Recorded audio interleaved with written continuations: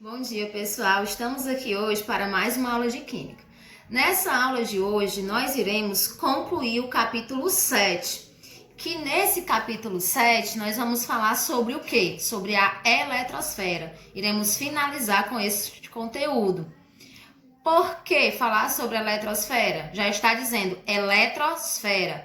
Na eletrosfera, gente, é onde fica uma grande quantidade de cargas. Essas cargas, elas podem ser positivas, elas podem ser negativas e elas podem ser neutras. Então, como vocês já viram em aulas passadas, que nós já tivemos, o que é que acontece? No núcleo do átomo, existem cargas positivas e cargas negativas, não é isso? E também as neutras. Então, como é que eu vou saber diferenciar? Vou saber onde é que elas estão? Por isso, a importância da gente estudar esse conteúdo, a eletrosfera, tá bom? Pessoal, dando continuidade, nessa aula sobre a eletrosfera, nós vamos conhecer o conceito. E o que é que acontece? O conceito de eletrosfera, ele é bem resumido. O que são, né? Todos átomos possuem o mesmo número de prótons e de elétrons. Portanto, todo átomo é eletricamente neutro. Ou seja, se eu tenho uma quantidade de prótons, que é a carga positiva, ela é igual à quantidade de elétrons, que é a carga negativa, então, consequentemente, eletricamente, esse átomo ele é neutro. Como vocês estão vendo aí o exemplo da eletrosfera, eu tenho um núcleo e no núcleo está a carga positiva, que é os prótons, e também os nêutrons, que são essas bolinhas de cor alaranjada que não tem nenhum tipo de carga.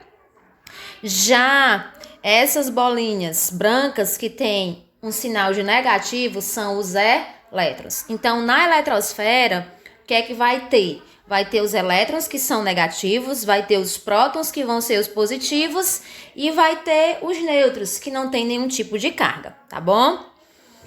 Como é que acontece? O que é a distribuição eletrônica através dessa eletrosfera? Existem alguns elementos que nós denominamos de cátions. Os cátions, eles são íons positivos porque houve perda de elétrons. Veja o exemplo como o magnésio.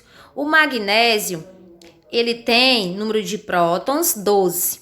Aí vocês estão vendo que ele tem cargas positivas e cargas negativas. Por que ele tem carga zero, Aparecida? Porque a quantidade de prótons dele, como vocês estão vendo aí, ó, é equivalente à quantidade também dos elétrons. Então, ele é um átomo eletricamente neutro.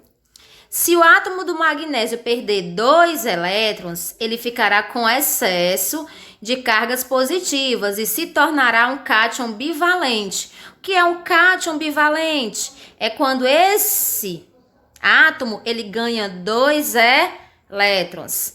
Ganha ou perde? Olha que interessante. A gente acha que ele ganha porque ele é positivo, mas no caso ele não vai ganhar elétron, ele vai perder.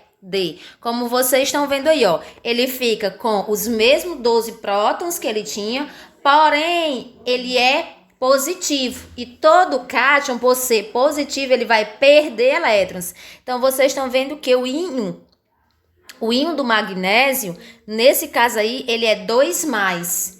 Ou seja, ele vai perder 2 elétrons. Então, no caso, eu vou ficar com 12 prótons e 10 elétrons. A carga é 2+, tá certo?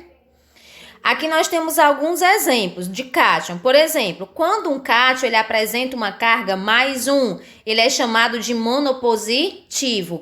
Quando ele possui uma carga 2+, ele é denominado de dipositivo. Quando ele é um cátion que apresenta carga 3+, recebe o nome de tripositivo, de 3.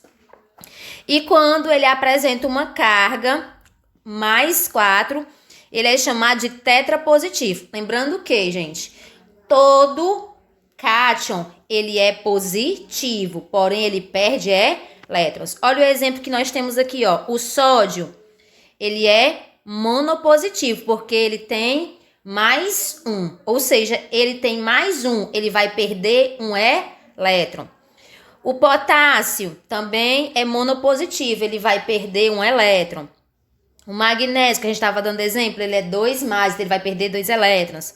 Nós temos aí o alumínio, é 3+, vai perder 3 elétrons. E nós temos o chumbo, que é 4+, que no caso ele vai perder 4 elétrons. Então, nós temos o sódio, que é monopositivo, nós temos o magnésio, que é dipositivo, nós temos o alumínio, que é tripositivo, e nós temos o chumbo, que é tetrapositivo.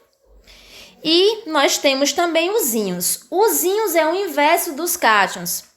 Por exemplo, os íons, os átomos ou grupos de átomos com excesso de carga elétrica devido à perda ou ganho de elétrons.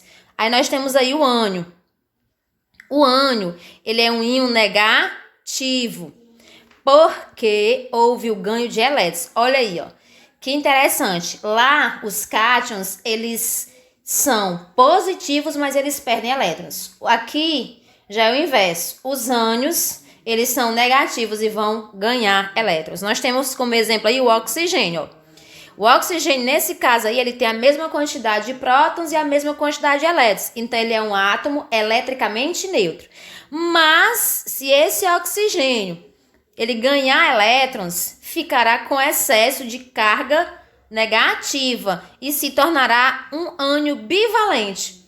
Por exemplo, aí, ó, o íon aí, ele ficou o oxigênio com 2-, ou seja, a carga dele é um ânion que vai ter 2 elétrons a mais. Então, ele vai continuar com a quantidade de prótons, que é 8, porém, a quantidade de elétron dele vai ser 10. Olha aqui os exemplos. Tipo de ânion. O ânion monovalente, quando ele só tem -1. O exemplo que nós temos aí é o cloro, o bromo e o flúor.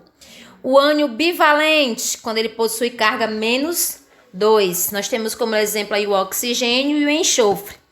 Nós temos o ânion trivalentes, que possui carga -3. Nós temos como exemplo aí o nitrogênio. E também temos os ânions tetravalentes, que possuem carga 4-. Tá bom?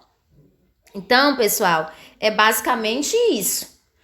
Esse é o estudo dos átomos, certo? Que nós podemos denominá-los de cátion e ânion, a partir da eletrosfera. Todo cátion ele é positivo, porém ele perde elétron. E todo ânion ele é negativo e ele ganha elétrons. Então, pessoal, depois dessa explicação desses slides, eu espero que vocês tenham compreendido. Qualquer dúvida, entrem em contato comigo, tá certo? Que eu estou aqui para auxiliar no que vocês precisarem. Façam a tarefa, tá bom? Qualquer dúvida que não conseguirem responder, me chamem no privado, que eu estarei aqui para auxiliar vocês. Então, que vocês tenham um bom dia e até a nossa próxima aula.